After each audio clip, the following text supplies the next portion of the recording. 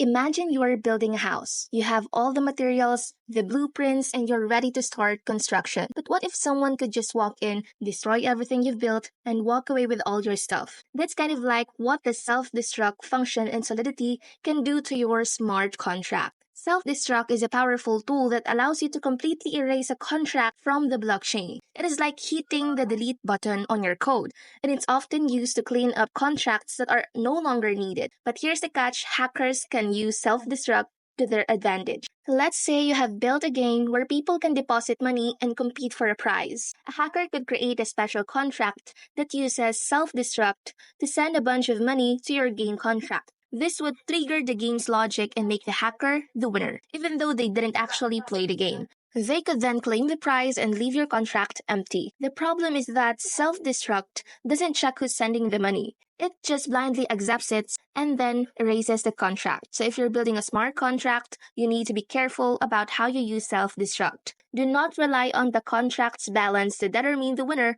or make important decisions. Instead, use your internal variables to track things like the amount of money deposited or the number of players. Think of it like having a safe for your valuables in your house. You wouldn't just leave the house unlocked, would you? The same goes for your smart contracts. Use self-destruct with caution and make sure you are protecting your code from these sneaky hackers.